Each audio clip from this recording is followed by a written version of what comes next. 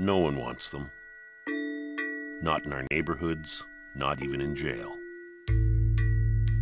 From what I heard in the news about people like me, it sounds like, we're just these ticking time bombs, and then suddenly there's this switch that's tripped and we just metamorphose into these horrible, werewolf creatures.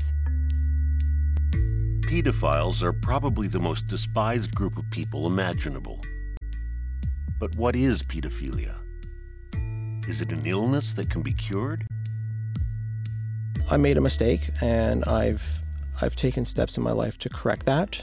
I think everyone deserves a second chance. In treatment, people can not only lose recurrent, intense, sexually arousing fantasy involving children, but can also replace that interest with sexual fantasies and behaviors involving adults. Or is pedophilia, as various researchers are now saying, simply the way some people are wired? Almost all of the existing evidence points very, very strongly that it's, if I can forgive the term, it's a sexual orientation. This episode of Ideas looks at the question of pedophilia. What is it, and what can be done about it? And we begin with this man. The one with Ideas. With Paul Kennedy. And I chose that clip because Ideas was born as a pedagogical instrument. It came out of two other programs, University on the Air and so on. And the hangover of that has sometimes been to this, kind of a lecturing quality at the top of the program, especially. A lot of context. This is what we're going to be talking about. And then you finally start talking about it. And I want us to keep shuffling out of that coil. I don't like that approach at all. But that inheritance was an honest one. So the episode, in my view, has to start when the show starts. It doesn't start late. The episode starts, they are contiguous, they are contemporaneous. They start at the same time.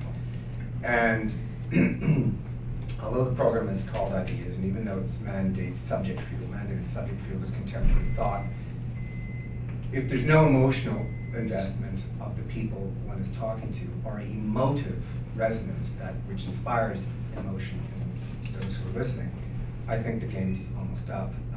And although you're going to take that hourglass, well, it was in fact hourglass. I did a kind of an incarnation of that item when I was in the Netherlands, but far briefer, not nearly as full or as intellectually satisfying. And it was that particular item when he heard, because it was a series of interviews, I interviewed with pedophile, ex-pedophile, that he became a fan of the previous program and championed that in open doors in New York and Seattle and so on. So, and he refuses to call this American Life a documentary program, although arguably that's exactly what it is. My feeling is that if you've got something that makes you want to pull up the chair, even if it's, it's an unsavory subject, and I chose that kind of overture to not just tell us what we're going to hear, but to feel as though you might want to listen to it, even if it's somewhat horrifying. I also wanted to signal that it was going to be a thoughtful treatment, because you get the crazies responding when you touch on these subjects, and you even get a handful of creepy people contacting. I really wanted to mark out the territory that we were going to go into, but to have something about that would speak to the heart and to the head at the same time. Not always an easy balancing act, but I think it's one that we need to keep doing more of. We need Ideas. Also, I'm a huge fan of heterogeneity when it comes to radio storytelling and Ideas. It's so funny. Who's not a fan of heterogeneity? I think I was talking. And so I've known her for years. I heard somebody gasp. I think it's just gas. At any rate, my point is that Ideas is often conflated with a documentary program. While we use documentary quite heavily, but it's not defined by a format. So I like to import and export. I've worked in TV and mixing things up where warranted. And so that was actually a program for principal interviews. But it was very, very structured. A principal, ex-pedophile, and the doctor who treated him on one side. That's the position that this is a condition that can be cured. And then an offender, and then another doctor. There was no professional relationship between those two, who represented the point of view that this is an orientation that has to be best managed. And there are huge implications, policy, all kinds of things coming out of those two competing views of what this thing is. And so that's why it had a place on ideas. There was competition, if you like, between ideas, but of importing documentary techniques into conversation. So, like I say, it was principally for interviews, but I will break them up with music and pacing and so on if I feel it's necessary. And it was a very, very simple structure. And you're thinking, unlike documentary, some documentary, when you grab a bunch of stuff and you have to apply a lot of thinking on the back end of it, which is legitimate in many cases. But in this particular one, the thinking, this edited in like a day or so, because the thinking was done all the time. So Greg, if you were to summarize what you're looking for, and I know it's very difficult to summarize, are you saying that every story has to have head and heart? Every story has to... There has to be, no, I don't actually think it's all that difficult. There has to be an idea. And it's a program of looking, there has to be an idea that matters or can be made to matter. So in the past, I'll pick on myself. In the year 2000, I did a series on Dante and the Divine Comedy, and that treatment, I would not let it pass muster now, even if it were mine.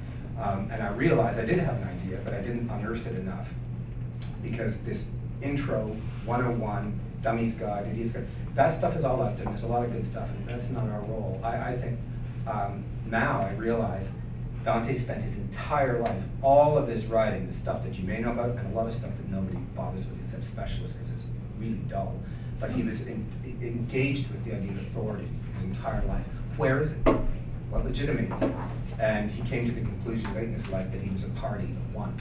And it didn't mean that's where authority rested, but that's where it started. And brazenly, he put himself as a figure, a character in his own epic. Nobody had done that before, ever. Now that self-referentiality is kind of Muhammad. He was there in like 1300 doing this stuff. So I realize now, with all of the stuff we've got about authority around us, and where is it, and who says who says it, these sorts of questions he was asking way back then and wrestling with them. When I first got here, I worked with somebody in this room on Machiavelli, and it was not a profile of Machiavelli.